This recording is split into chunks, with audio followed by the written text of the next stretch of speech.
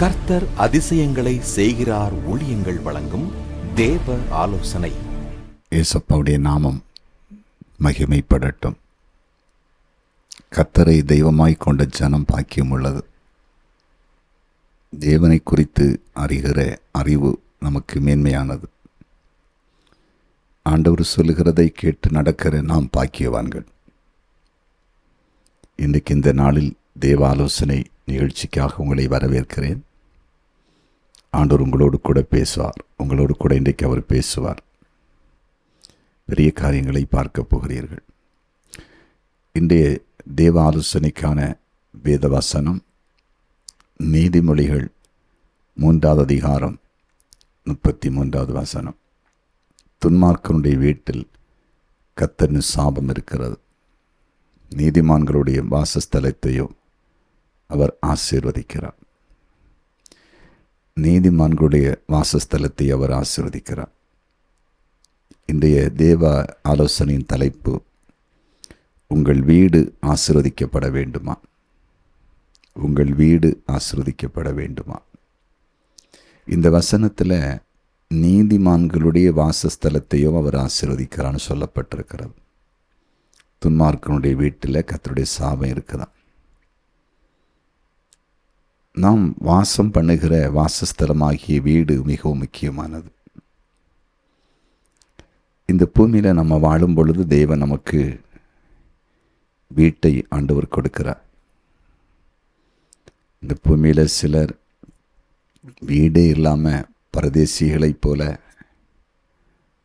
கிடைக்கிற இடத்துல படுத்து தூங்கி மற்றும் கூடாரம் போட்டு ஒவ்வொரு நாடும் அல்லது ஒவ்வொரு மாதம் அல்லது ஒரு வருடத்தில் ஒரு முறை, இருமுறை, பல முறை என்று பல இடங்களில் ஆங்காங்கே குடிபெயர்ந்து போய்கொண்டிருக்கிறதை பார்க்க முடியும். தெருவோரங்களில், சாலையோரங்களில், வராண்டாக்களில், ஓரங்களில் படுத்து கிடக்கிற மக்களை நாம் இந்த தேசத்திலே பார்க்கிறோம்.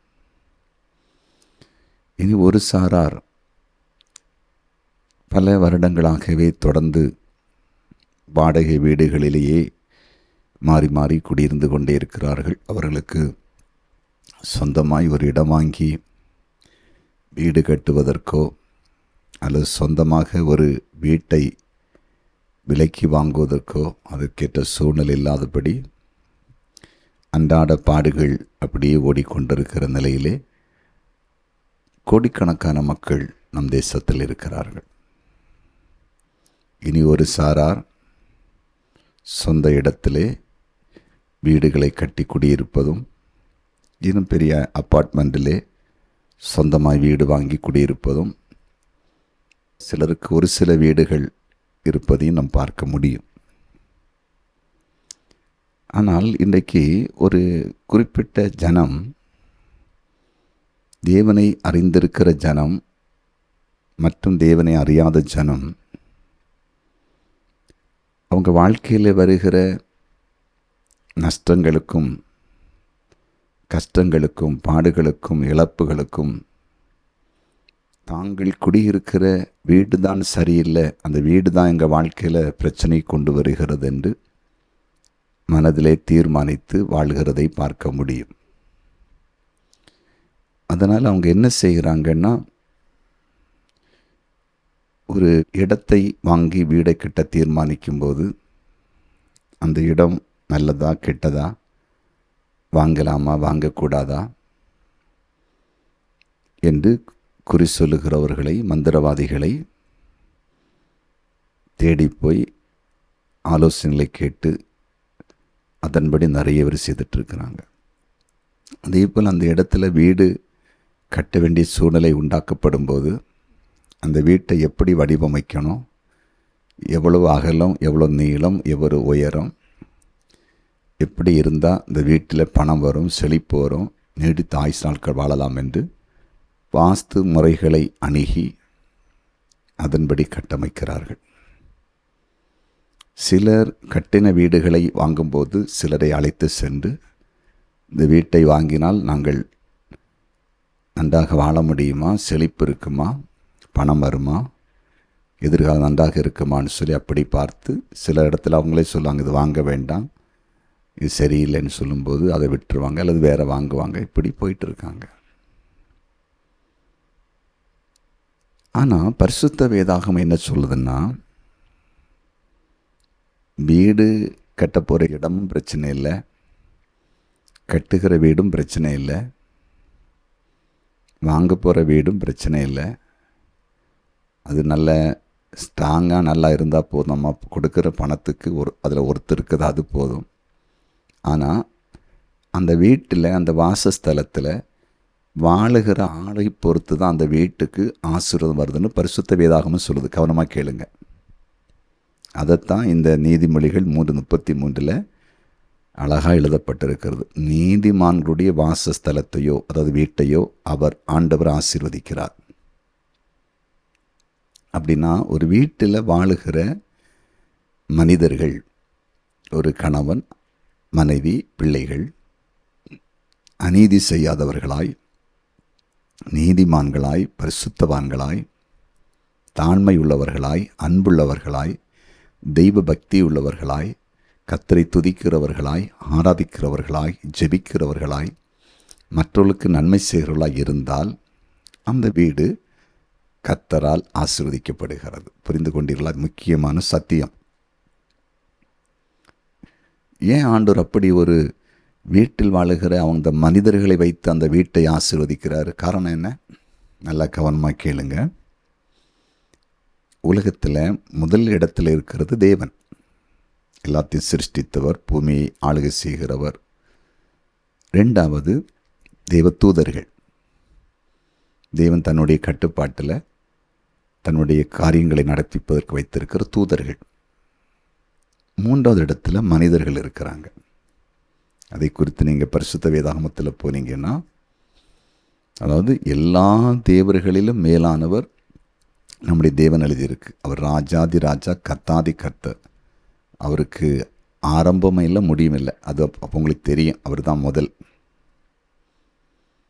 2வது பைபிளில் ஒரு இடத்துல எழுதியிருக்கு, சங்கீதத்தில், மனுஷனை தேவ தூதர்களிலும் சற்று சிறியவனாக்கினார். அப்படின்னா நம்மை காட்டிலும் தேவதூதர்கள் கொஞ்சம் பெரியவங்க, அவங்கள காட்டிலும் கொஞ்சம் நம்ம சின்னவங்க. அப்போ 2வது இடத்துல தேவ தூதர்கள் இருக்கிறாங்க. 3வது இடத்துல மனிதர்கள் இருக்கிறாங்க. ஆனால் இந்த மனிதனை தேவன் சிருஷ்டிக்கும் பொழுது அவருடைய சாயலில் சிருஷ்டித்தார். அப்படி தானே இருக்குது ஆதியாகமத்தில். நம்முடைய சாயலில் மனுஷனை உண்டாக்குவோமாக என்று சொல்லி அவருடைய சாயலில் மனிதன் உண்டாக்கப்பட்டான். அந்த மனிதனுக்குள்ள தேவனுடைய ஞானத்தை வச்சிருக்கார், அறிவு வச்சிருக்கார். நல்லதையும் கெட்டதையும் அறிகிற அறிவை கொடுத்துருக்கிறார்.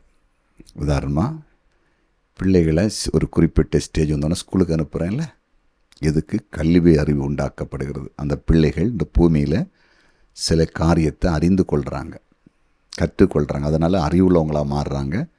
வருங்காலத்தில் அவங்க உயர்ந்தவர்களாக மாறுறாங்கல்ல. அடுத்தது ஆலயத்துக்கு, சபைக்கு கொண்டு போகிறாரு. சபையில் நிறைய காரியத்தை கற்றுக் கொடுக்குறாங்க பாஸ்டர்ஸ். அதை புரிஞ்சு நல்லவங்களாக நிறைய மாறுறாங்கல்ல. இப்போ கர்த்தர் அதிசயங்களை செய்கிறார். சபையில், ஆலயத்தில் வருகிற அநேக மக்களை பாருங்கள், அவங்க வாழ்க்கையில் நிறைய மாற்றங்கள். ஒரு பக்கம் அவங்களுக்கு சரீரத்தில் சுகம், உலக பிரகாரமான நன்மைகள், ஆவிக்குரிய சில கிருபைகள், அபிஷேகம் அன்று கொடுக்கிறார். மறுபக்கத்தில் வாழ்க்கை மாறுகிறது. மது பழக்கங்கள் நிறைய அநேகருக்கு மாறி இருக்கிறது. சிகரெட் பழக்கம் மாறி இருக்கிறது. விபச்சார பழக்கம் மாறி இருக்கிறது. கோபம் மாறி இருக்கிறது. எரிச்சல் மாறி இருக்கிறது. திருட்டு பழக்கம் மாறி இருக்கிறது. ஏமாற்று பழக்கம் மாறி இருக்கிறது. பெருமை மாறி இருக்கிறது. அன்பு உண்டாயிருக்கிறது. தாழ்மை உண்டாயிருக்கிறது. சகிப்புத்தன்மை. இதெல்லாம் போதனை மூலம் வந்தது. நீங்கள் சபையில் இருக்கிற மக்கள்கிட்ட இன்டர்வியூ பண்ணினீங்கன்னா அவங்க தனிப்பட்ட முறையில் உங்களுக்கு இந்த சர்ச்சைக்கு வந்து என்ன மாற்றங்கள் கிடைத்தது, எப்படி கிடைத்துன்னா, நாங்கள் கேட்ட சத்தியத்தினால எங்களுக்கு எவ்வளோ மாற்றம் எங்கள் வாழ்க்கையில் வந்திருக்குன்னு நிறைய பேர் சாட்சி கொடுப்பாங்க. அப்போது நல்லா இதில் என்னென்னா, இப்போ பாருங்கள், சபையில் பேசுகிற வார்த்தையை கவனித்து ஏற்றுக்கொள்கிற ஒரு புத்தி மனப்பக்குவம் இருக்குது. அப்போ அதுதான் ஆண்டவர் சொல்லார், நீ நீதிமானாக மாறு, நீ நல்லவனாக மாறு, நீ மதுபான பழக்கத்தை விடு, அசுத்தத்தை விடு, உனக்கு கொடுக்குற வீட்டில் நீ நல்லவனாக வாழ்ந்து பாரு, உன் வீடு நல்லதாக இருக்கும். உன் வீடு எப்படி நீ வடிவமைக்கிற, எப்படி கட்டுற, எந்த வாஸ்து முறைப்படி கட்டுற, அதனால உனக்கு வாழ்க்கைன்னு நினைக்காத. நீ மாறினேன்னா உன் வீட்டை ஆண்டவர் ஆசீர்வதிச்சு மாற்றி உயர்த்துவேன்னு சொல்கிறார். புரிஞ்சுட்டீங்களா? உதாரணமாக பழைய ஏற்பாட்டில் நோவாவை குறித்து பைபிள் எழுதப்பட்டிருக்குல்ல. நோவா பாருங்க, நோவா அந்த காலத்தில் நீதிமானும் உத்தமனுமாக இருந்தான்னு பைபிள் சொல்லுகிறது. நீதிமான். அந்த நோவா காலத்தில் மற்ற எல்லாருமே அவங்க பொல்லாத காரியங்களை செய்துட்டு இருக்கிறாங்க. ஆண்டவர் பார்க்குறாரு, இவங்க இதயத்தின் நினைவெல்லாம் தினம் தினம் பொல்லாத காரியங்களை செய்கிறாங்க, இவங்களெல்லாம் அழிக்கான நிற்கிறோம் பண்ண சொல்லிட்டு தான் உண்டாக்கின மனுஷனையும் தான் மனுஷனுக்காய் உண்டாக்கின எல்லாவற்றையும் அழிக்க தீர்மானித்து ஜலப்பிரளயத்தை உண்டாக்கப்படும். நல்ல மழையை பெய்ய பண்ணி பூமியில் இருந்து ஊற்றுகளெல்லாம் திறந்து தண்ணியை நிரப்பி எல்லாத்தையும் அழிக்க தீர்மானிச்சிட்டார்.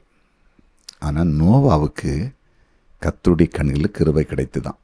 நோவாட்ட சொல்லார், ஒரு பேழையை உண்டு பண்ணி நீயும் உன் மனைவி பிள்ளைகளெல்லாம் அந்த பேழைக்குள்ளே பிரவேசிக்கணும், நான் அந்த பேழையை மூடி உன்னை பாதுகாப்பேன்னு சொல்லி எல்லாரையும் அழிக்கும்போது இந்த பேழைக்குள்ளே வச்சு நோவா குடும்பத்தை பாதுகாத்தார். நோவாவுக்கு அழிவு வரலே, நோவா குடும்பம் பாதுகாக்கப்படுது. பார்த்தீங்களா?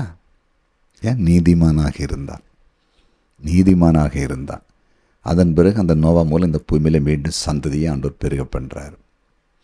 தேவ பிள்ளைகளே, இன்றைக்கு உங்களோடு கர்த்தர் பேசுகிறார்.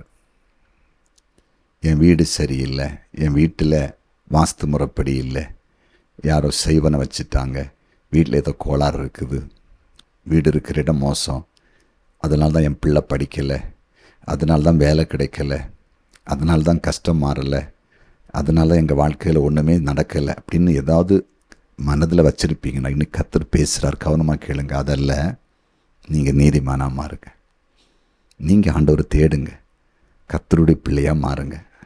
பொறாமை, எரிச்சல் எல்லாத்தையும் விடுங்க. ஒரு நல்ல சர்ச்சைக்கு போங்க, சத்தியத்தை கேளுங்க. உங்கள் வீட்டில் ஆண்டவருடைய பிள்ளைகளாக நீங்கள் இருங்க. வீட்டில் குடும்ப ஜெபம் பண்ணுங்க, தனி ஜெபம் பண்ணுங்க. வீட்டில் தேவையில்லாத காரியங்கள், தேவையில்லாத சினிமா பாடல்கள், தேவையில்லாத சீரியல்கள், தேவையில்லாத அசுத்தமான பேச்சுகள், இன்னும் அசுத்தமான சில பொருட்கள், இதெல்லாம் தூக்கி தூர போட்டுட்டு வீடை பரிசுத்தப்படுத்துங்க.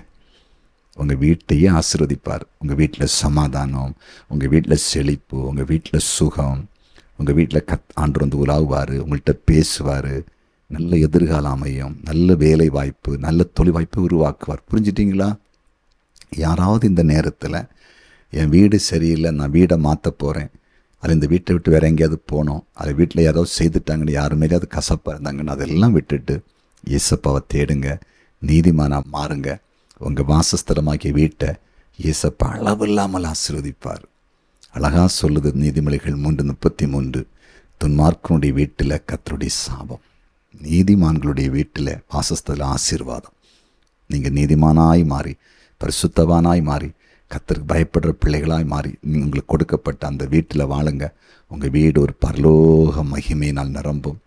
உங்கள் குடும்பங்கள், உங்கள் பிள்ளைங்கள் எல்லாம் மிகுந்த ஆசீர்வாதமாய் மாறுவாங்க, நிச்சயமாக மாறுவாங்க. இதை நீங்கள் எழுதி வைத்து கொள்ளுங்கள். ஆண்டவர் அப்படியே செய்வார். பெரிய சாட்சியாக உங்களை மாற்றுவார். குறி கேட்கறது, நாள் பார்க்குறது, வாஸ்து முறைப்படின காரியங்கள் எல்லாம் கிறிஸ்தவங்க அதை விட்டு வெளியே வாங்க. பைபிளை வாசிங்க, பைபிள் படி நடக்க முயற்சி பண்ணுங்க. நல்ல பைபிளை குறித்து பிரசங்கிக்கிற நல்ல ஒரு ஆலயத்துக்கு போங்க, நல்ல ஒரு தேவ மனுஷனுடைய உபதேசத்தை கேளுங்க. கர்த்தர் உங்களை ஆசீர்வதிப்பார். ஜெபிப்போமா? ஜெபிக்கலாம். எங்கள் அன்பு தகப்பனே, உம்முடைய விலையேற பெற்ற பிரசன்னத்துக்காக நன்றி. உம்முடைய கிருபைக்காய் ஸ்தோத்திரம். நீர் பேசின வார்த்தைகளுக்காக நன்றி. வீடாகிய வாசஸ்தலம் ஆசீர்வதிக்கப்படுவதற்கு நீர் கொடுத்த நல்ல ஆலோசனைக்காய் நன்றி. இன்றைக்கு இந்த சத்தியத்தை கேட்ட உம்முடைய பிள்ளைகள் தெளிவடைந்து உம்மை தேட, உம்மை ஆராதிக்க, நீதிமான்களாய் மாற, மேன்மையான நன்மைகளை பெற, ஆண்டவருடைய ஆசீர்வாதத்தை பெற கிருபை தாரும். ஜெபத்தை கேட்டீர், நன்றி. இயேசுவின் நாமத்தில் பிதாவே, ஆமேன், ஆமேன், ஆமேன்.